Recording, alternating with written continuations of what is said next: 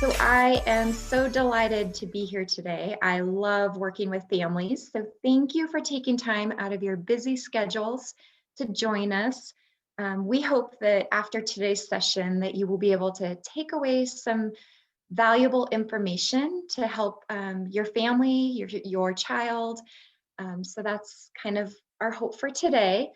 So on the screen, you will see a whole bunch of words, and these are feeling words. For example, I feel grateful. So I am grateful that I am here today, that I'm joining all of you wonderful families.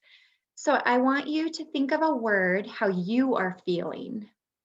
So maybe you're feeling happy, maybe you're feeling, sometimes you might be feeling sad, or maybe you're feeling, you're tired.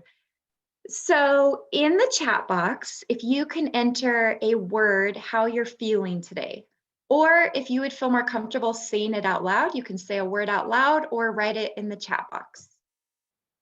I would say, Anya, do you want to tell us how you're feeling today? I am feeling a little bit tired, but I feel positive. I feel good. Oh, good. I like that. Does anybody else want to share? And that's okay if you don't want to share. This is always a fun activity, even to do with your child at home, like just at the beginning of the day. How are you feeling today?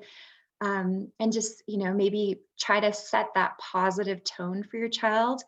I know my son Jansen and we always talk about how we're feeling, and we try to talk about feeling happy or joyful, or try to find something positive about our day.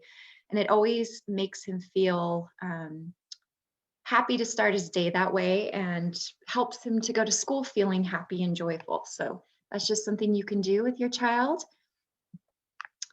Okay, so in today's session, these are our objectives, what we will be learning about today.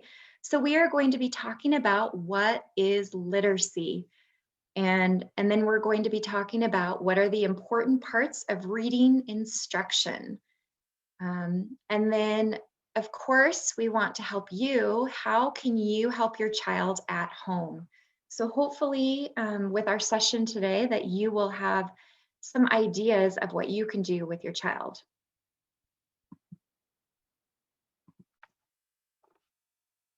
Okay, so we're going to start with what is literacy? So you've probably heard that word. Maybe you've heard your teacher talk about it, your child's teacher. So what is literacy? So literacy is definitely reading. So when your child reads or when you read, that is literacy. Literacy is also writing. So writing is a huge part of what we do for literacy and what we do as humans. We are always reading and writing. A big part of literacy is listening. And so listening and then speaking. So when we speak to our child, that is a huge part of literacy. So just taking the time to talk to each other and to listen to each other. So we're going to get more into reading, writing, listening, and speaking in this session, and really talk about ways that you can do that with your child at home and why it's so important. So when you think about your child and what they've been doing, this session is going to focus mostly on literacy in grades 3 through 6. But it's also going to be helpful for any child. So anything we talk about today is helpful for any child in any grade. So we're going to think about when your child was in kindergarten, first grade, and second grade, they were learning to read. They were learning how to decode words, how to make the sounds of words. You probably noticed your child might have been memorizing words. The words on the text or in the books that they were reading were relatively short, simple words. There wasn't a lot of story. They were very short. And so now as you notice, your child is older, your child is in either third grade, fourth grade, fifth grade, and the shift of reading is changing. So now instead of learning to read, now they are reading to learn.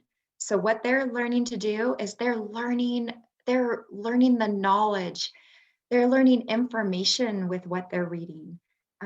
This is the part of reading that's so exciting.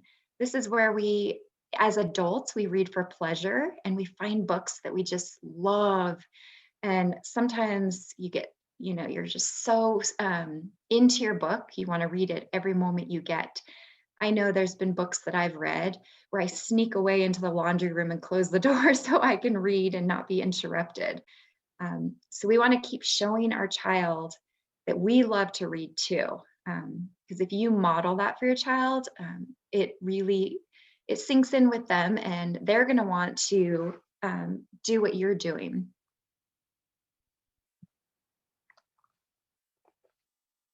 Okay, so one of the most important things that you can do with your child is spend time talking to your child. I can't express how important this is. So just like I was saying at the beginning of the presentation, take time to ask your child how their day is going. And don't just say, how was your day? How was your day? Ask them something specific about your day. I think so often parents say, how was your day? And then your child would respond by, it was good.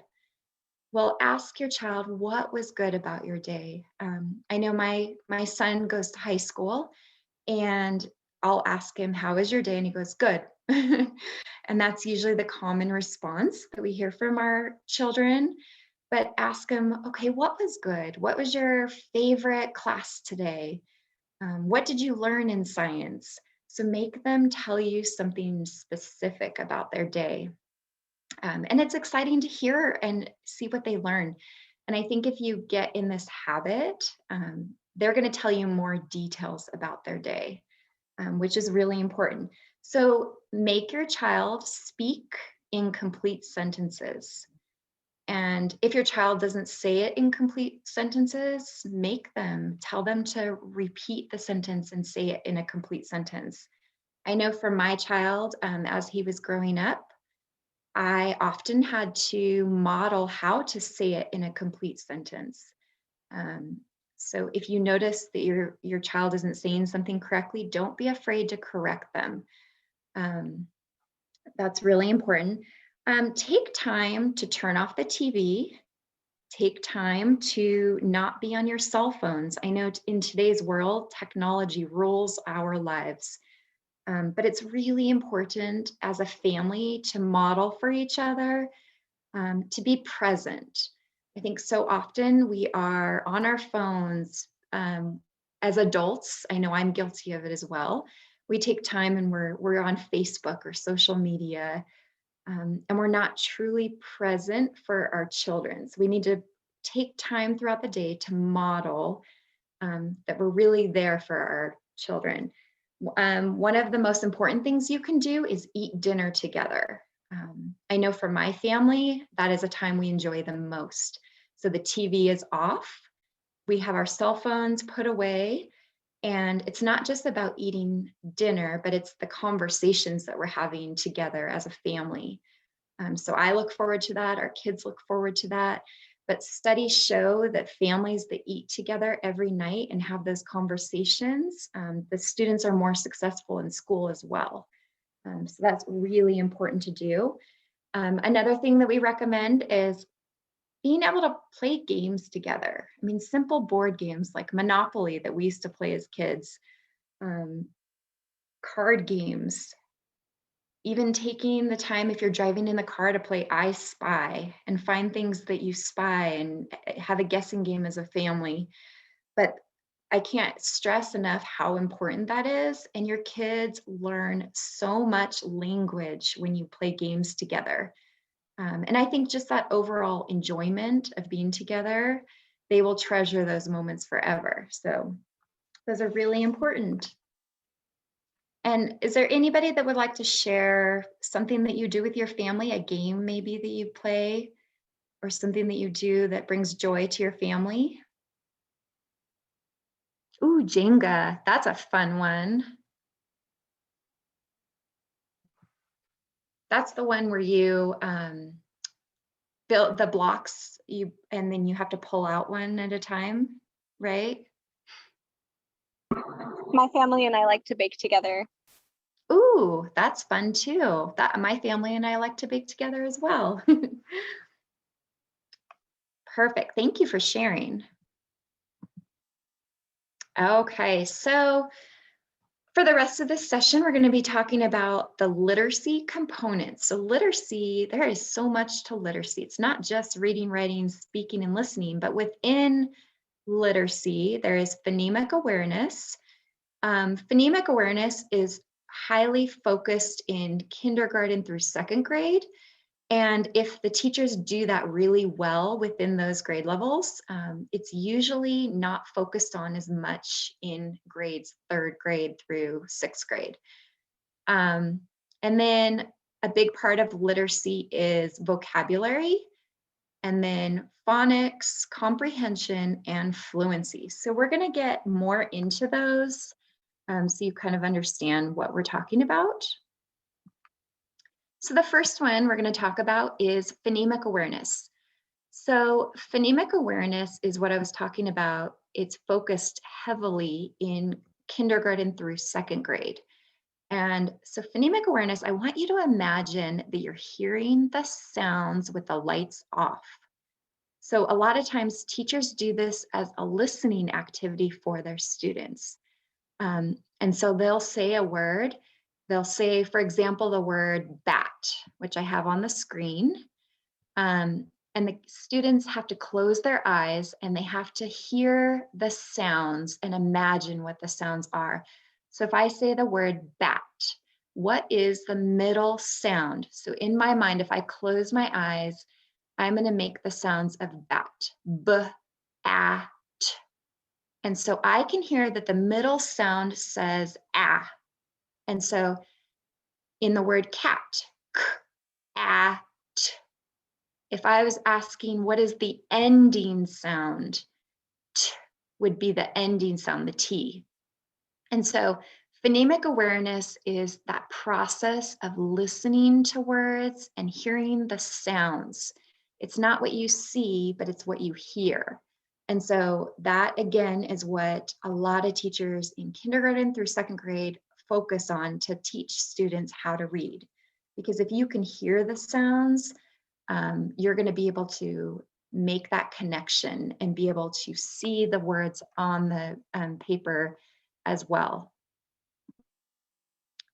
And so, because we've talked about phonemic awareness being something that is focused more in the early grades, I wanted to show you an example of something you can do as parents for your child in the upper grades, so third, fourth, fifth grade.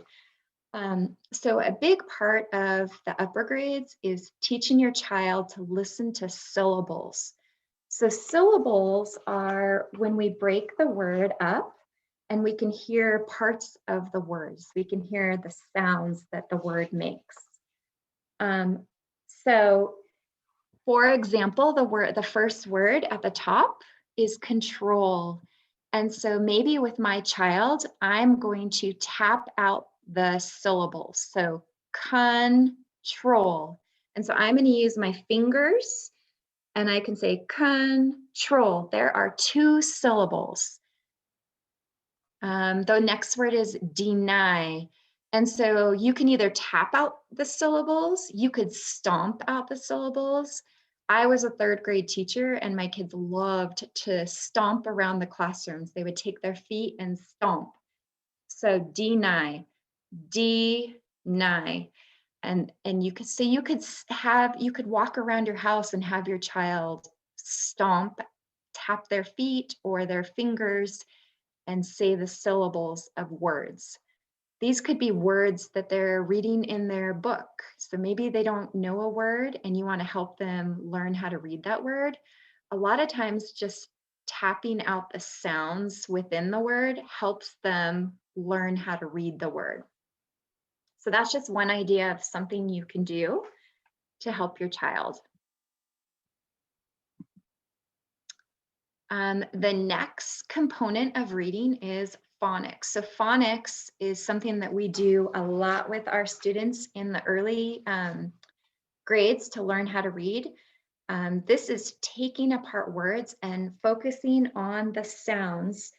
Phonics is recognizing the sounds that letters make. Students will start to see patterns in language. There are lots of patterns to figure out new words.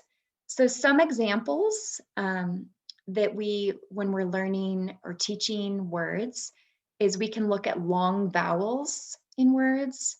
We can look at suffixes and prefixes. And I'm going to show you what suffixes and prefixes are. But you'll notice that your child's teacher might have your child do word hunts and word sorts. Your child might be doing spelling tests every week where they're looking at certain patterns in words. So I wanted to give you an example of what prefixes are. So prefixes are, they're a group of letters that are placed at the beginning of words. And sometimes they're placed at the beginning of a base word or a root word. And sometimes they change the meaning of the word when you add them to the beginning of a word.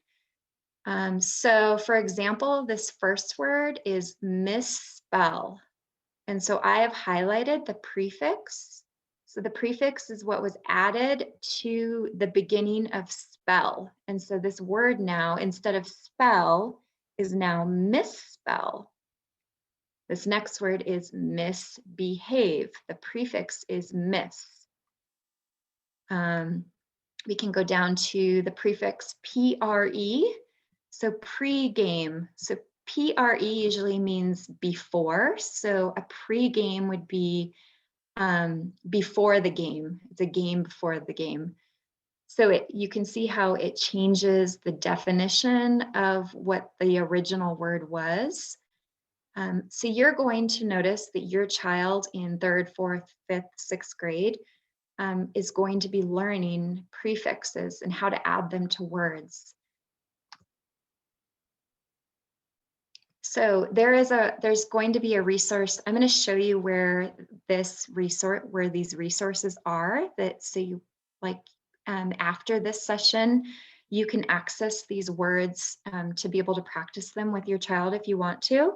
So I'll show you that at the end of this presentation. These are suffixes. So suffixes are the opposite of prefixes. They go at the end of a word. So we have the base word. So right here, this word says careless. So the base word is care. And then we added a suffix at the end of the word. And so this changes. So care, we care about somebody, but if we're careless, we're careless. We're not as, what's the word? We're not as, maybe we're not as cautious. We make more mistakes if we're careless. So again, these will be in the tip sheets that I'm going to share with you that you can practice with your child at home. Okay, so fluency. So fluency is amazing. So part of fluency that I want you to take away is when we are fluent readers, our goal to be a fluent reader is to read how we talk. And so as you know, excuse me, as you know, when your child is learning to read, they often are reading really slow. For example, when they're learning to read, they might say, the boy went to the store. But when you're a fluent reader, you're going to read how you talk. The boy went to the store. And when you're a fluent reader, your voice is going to go up and down. You're going to show that you're excited when you're reading, or you're going to show if you're reading a sad part, you're going to be sad when you read. You're going to read it in a sad voice. So fluency, there's a lot to it. As a parent, I cannot stress enough, if you can read with your child, model reading. It can be in Spanish too, but if you read fluently, read how you talk for your child and model that, your child is going to want to mimic you. They're going to want to copy and read just like you. So it's really important to take the time. So maybe your child is reading chapter books now. So you could read a paragraph and then have your child read a paragraph. When I was a third grade teacher, I used to tell my students to time themselves reading. So they would take their chapter book and they would read one paragraph and time it. So time it until they get to the end of the paragraph. And then they would write down their time. And then they would do it two more times. So 3 times total.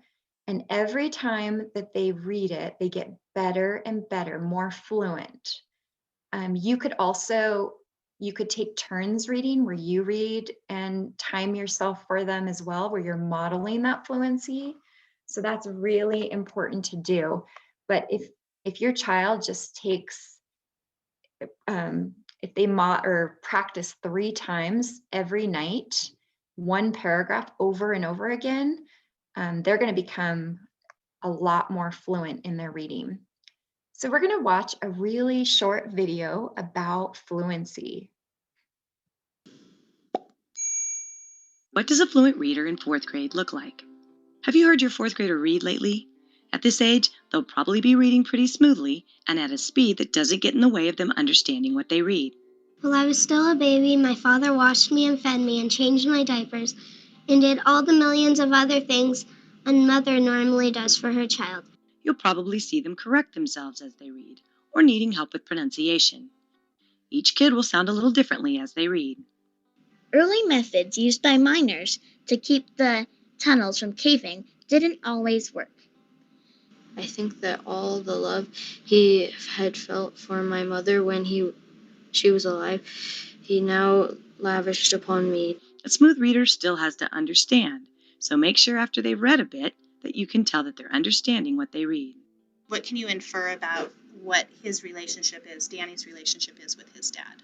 I think that he really likes his dad because he works all day with the shop and stuff, and then he works at the filling station, and his dad has raised him his whole life, so he's pretty much been taken care of.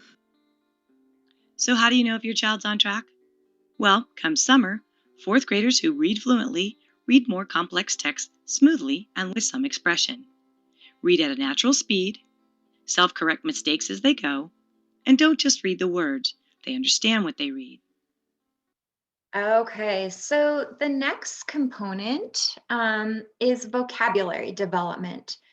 And vocabulary development is really important because as your child is progressing into the older grades, the texts that they're reading, the books that they're reading, the words are getting harder. They're more complex.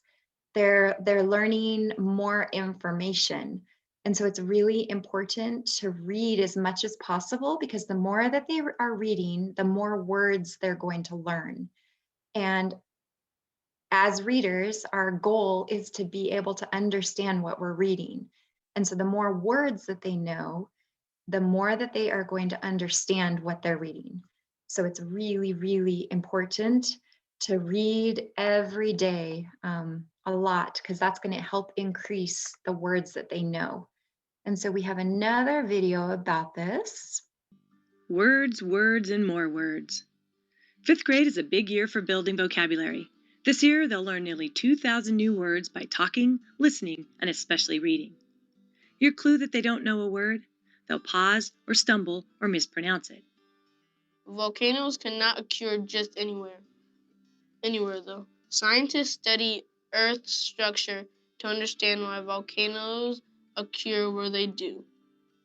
Figuring out the meaning might take them a bit, and they might not land on the exact definition, but they should be able to get close enough to understand the word in context. Tell me what occur means. Occur means to pop up, because an example would be if you were to occur at a party with your friends, you would it would say like you would be coming. And then say pop up there. See if it sounds okay. Scientists study Earth's structure to understand why volcanoes pop up where they do. But remember, it's important that they understand the meaning of a word in context. So asking one more question will help you know whether they got it. I think a living laboratory is a live lab where they really go to the place and they study about it. And is it safer or more dangerous? Dangerous. Why? Because they're going to the real place instead of like doing it in the lab. They have to go look and see about all of the lava and all that volcano, and it could erupt in suddenly anytime. So is your child building vocabulary? By the end of the year, 5th graders can use several strategies to learn new words, including using context and pictures or looking up a word in a dictionary. And understand and explain the meaning of new words in context.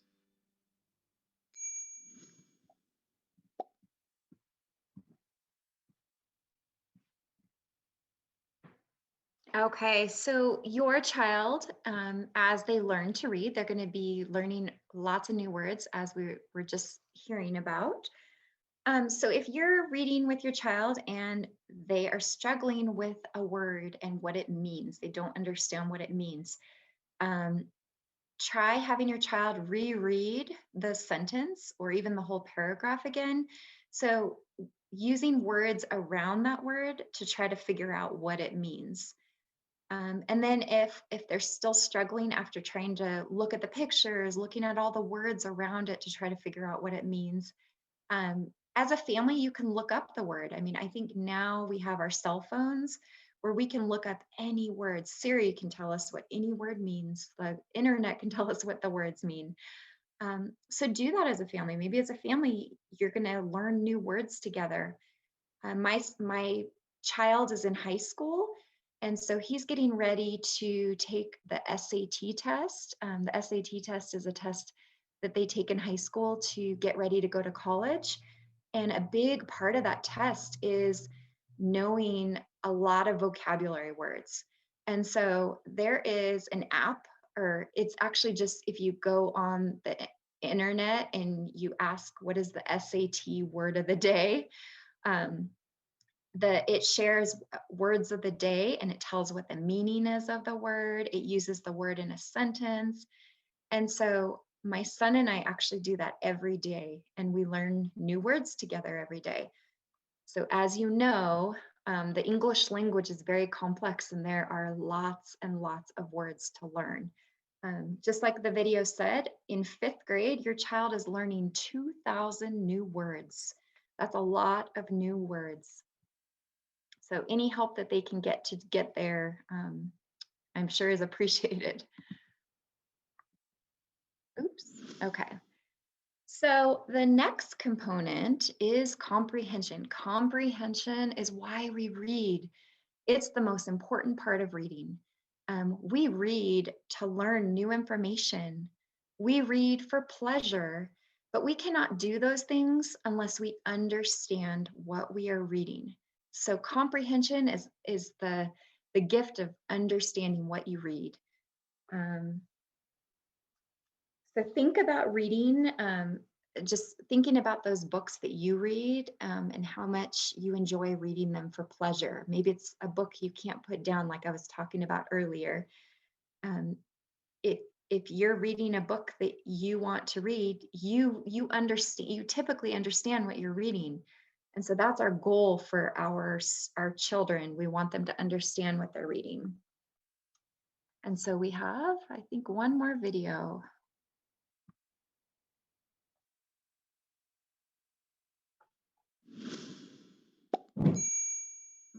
Does your 3rd grader understand what he reads? Books are getting a little harder these days. The sentence is more complicated and the idea is more sophisticated. So now's the time to check that kids are really understanding what they read. At this point, kids should be comfortable answering questions about what they've read. A honeybee gets nectar from a flower. When the bee flies to another flower, it carries pollen from the first flower with it. So can you tell me a little bit about how honeybees help our plants grow? Because they take the pollen from the plants and they move the pollen, and they do that, and new plants grow. But remember that it's important that they point to evidence, a sentence or a picture in the book, to show you how they know the answer. Can you show me the part in the book that told you that? By pollinating or moving pollen, the bees help new plants grow. So how do you know if your child understands what they're reading? Well, come summer, third graders can show understanding by answering questions about a book and by pointing to evidence of the answer.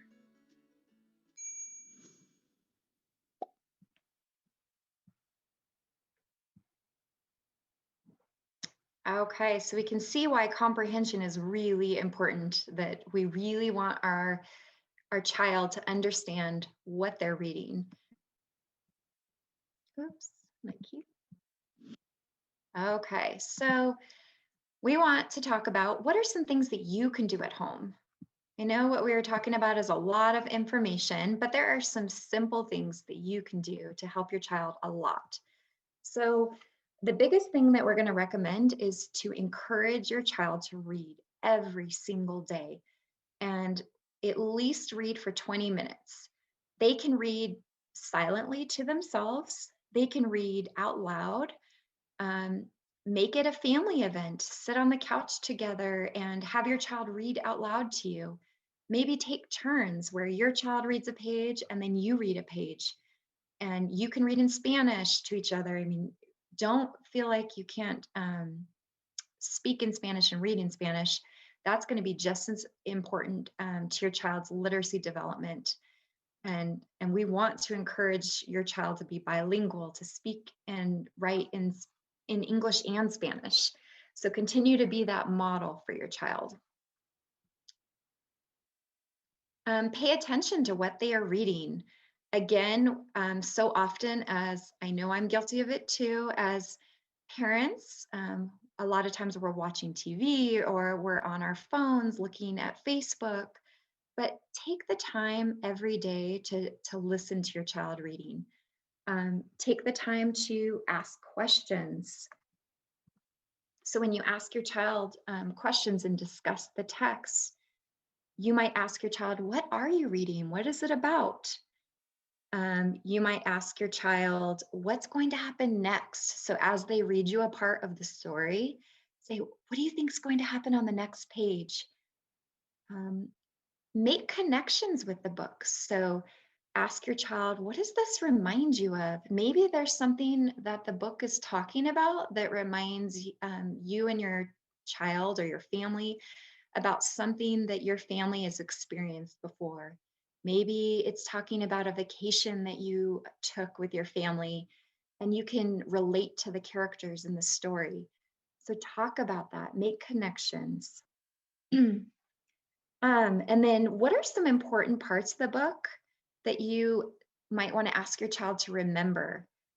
So think about, like, after they read a page, kind of reflect and summarize what they just read. Have your child tell you to restate what they just read. And then talk about what you read so your child understands that we read for, there's a purpose of why we read.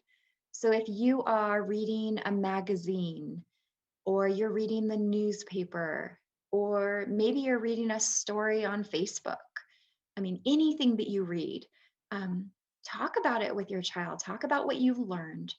I think if children see that we value reading and the importance, even as adults, of how important it is to read, they're going to be more likely to want to take on those habits and be readers themselves. And then read a variety of texts, just like I said. I mean, you want to show your child the newspaper, the magazine, reading social media, reading texts, reading emails, reading books for pleasure. I mean, anything that has words on it. Sometimes you might go to a restaurant, and so a text might be the menu. Maybe as a family, you're going to help your child read all the words on the menu. I know when my boys were growing up, that's we always enjoyed doing that at restaurants. Maybe when you're driving in your car, when you're on the freeway and you see all the billboards on the side of the road, have your child read those to you. So those are fun things to do as a family. And then give your child opportunities to write. Show your child that you're a writer. Sometimes that's as simple as writing a grocery list. I know we all make lists before we go to the grocery store so that we don't forget things. Maybe have your child write the list. Maybe as you're walking around the kitchen, say, oh, we need oranges and we need milk, we need cereal, and have your child write the list. I think in the past, we used to write letters and we used to write thank yous more often and cards to people. So continue that practice with your child. I know myself, I appreciate getting handwritten notes and cards from family members. So encourage your child, if they get a gift from their grandma, to write a thank you note. Or maybe their aunt lives across the country, and encourage them to write a letter to their aunt or their friend.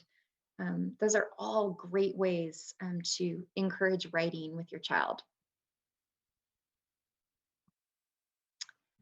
So this is just, I love this example of why it's so important to read every day. So this shows you if your child reads for 20 minutes every single day, how much more they're going to learn. So in the blue box, this is student A. So student A read 20 minutes every single day. So if they were reading for 20 minutes every day, they read for 3,600 minutes per school year. And they learned 1,800,000 words per year. That is a lot of words that they were able to learn and read just because they were reading 20 minutes every day. And then their scores, they are in the top 10% on all the standardized tests they take. So if your child is reading 20 minutes every single day, they're going to score they're going to be the top students of their class. They're going to score really high on those standardized tests. So we can't encourage enough to really make reading a priority in your house, to make your child or encourage your child to read 20 minutes every day. So you can see the difference if I go to child C, the green one. This child only reads 1 minute a day. So they probably barely read. They are reading 180 minutes per school year. They are learning 8,000 words per year, and they're going to score in the bottom 10% on standardized tests. So the more your child reads, the better they're going to do in school, the more words they're going to know. So we highly encourage lots of reading. Okay, and like I talked about before, it's really, really important to, like I said, continue to encourage writing in your household. So writing is such an important part of literacy, and it's important that your child writes at home in addition to school. And you don't have to have stuff in your house that costs a lot of money. Any notebooks that you have, any kind of paper. Sometimes it's fun if you have stickers, and you can even get like stickers and fun pens and pencils at the dollar store, so they don't cost a lot of money, or you might already have them at your house. But sometimes it's fun to have fancy pencils and pens and markers if you have them, but just to allow your child to write. Encourage your child to write letters, like I said, to family members, to friends. Encourage your child to write stories. To write lists, maybe grocery lists, like I said, maybe even texting. Texting is a form of writing, and a lot of kids love to text. So encourage that. Emails, maybe they can write emails to their teachers or emails to family members. So there's lots of ways that they can write. I think a big important thing maybe to write would be goals that they have to improve. So maybe they want to improve on being a better reader. So one way to be a better reader is to write a goal. And just like I showed you on the slide before, how important it is to read for 20 minutes every day, maybe that's going to be a goal that they write down. I am going to read for 20 minutes every day so I can be a better reader and writer. So that's a goal. So encourage your child to write down goals that they have for themselves. Okay, so this is a fun game that I love playing with kids. I know my family, my boys come home and they always want to play Would You Rather. Has anybody played Would You Rather with your child? Yeah, it's actually really popular with kids right now. Like if you go into an elementary school or middle school, kids are always asking each other fun questions about would you rather. And so this is actually a really fun literacy game because it teaches your kids, well, they're reading, they have to read the sentence. It has vocabulary words so that they might be learning the meaning of new words. And then it also encourages oral language. So it's encouraging them to speak and listen as they play this game. So we're going to play this game right now with all of us on here. And the question is, would you rather be forced to dance every time you heard music or be forced to sing along to any song you heard? So in the chat box, or you can say it out loud, would you rather dance if you heard music, or would you rather sing if you heard a song? So in the chat box, you can write dance or sing. Ooh, I see lots of dancing. I like it. And I think I'm with you. Like, I think I would rather dance. I am not a good dancer, but I love to dance. I have no rhythm. Ooh, and someone said sing. Singing, I wish I could sing. It looks like most of our audience would rather dance. So I hope you find lots of time in your life to dance or sing. I think dancing and singing brings so much joy. So hopefully you can encourage your family to sing and dance. So thank you for participating. Oh, we have one in Spanish, it looks like. That's singing. Oh, thank you. Okay, and we have one more question to play this game. So would you rather live in a place with a lot of trees or live in a place near the ocean?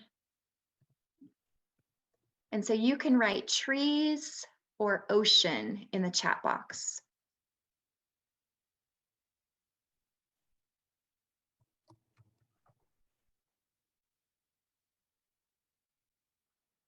Ooh, ocean.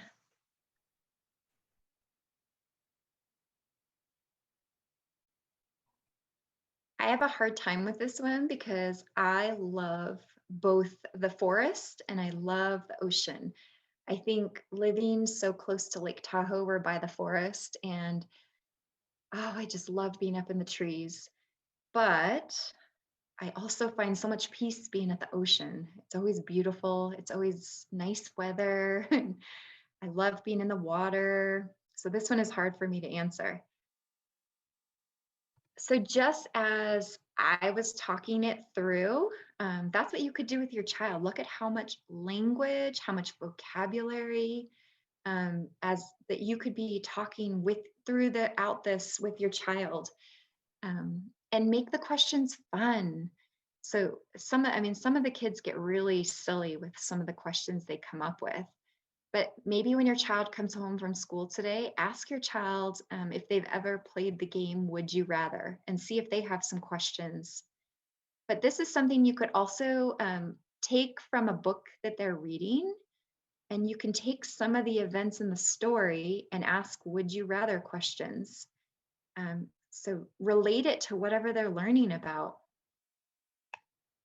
So thank you for participating.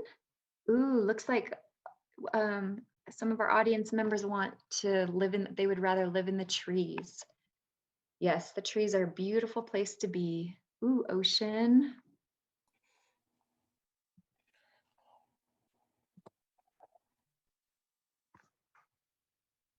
So we want to remind you that you are your child's first teacher. Your child learns so much from you. You are the model for your child. Your child respects you. They want to be like you. So we want to encourage you to be the best model, to model reading, writing, speaking, and listening every day with your child. Just to take those moments. Like I said, it could be as simple as eating dinner together where you're talking as a family. That's so important for your child to see. And then it just makes your child feel important. But you're modeling all those things for your child. And they will see that you value it, and then they will start to value it as well. So we can't encourage that more. And then we have some resources that we wanted to show you. So if you go on to, let me see. So if you go on to Washoe County School District, if you type in Parent University, there are lots of resources for your child. I wanted to show you the tip sheets. So I was showing you all those words. So there are tip sheets that are for grades 4 through 5, and they're in English or they're in Spanish.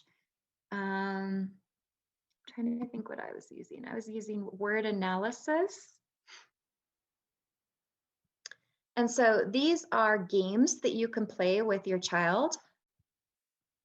And if you scroll to the bottom of them, there are lots of all those words that I was reading, the prefixes and the suffixes and talking about syllables.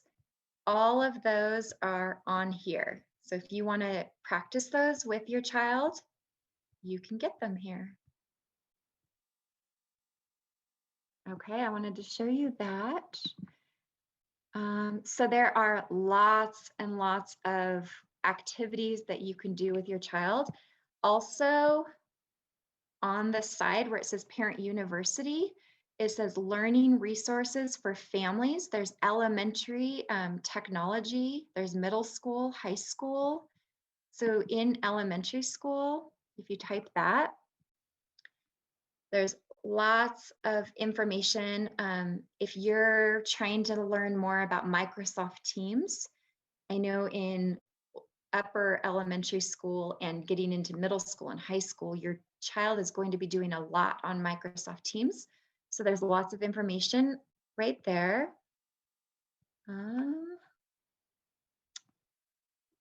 There is information. This is Envision. This is their math program. So if you want to learn more about their math, there's information there. This is Infinite Campus. If you want to learn how to check your child's grades. But as you can see, there's lots of resources that you can scroll down to access.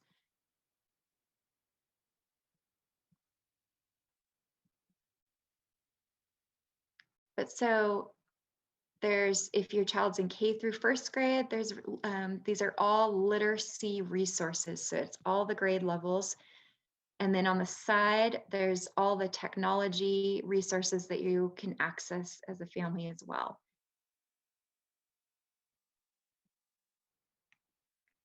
Okay, so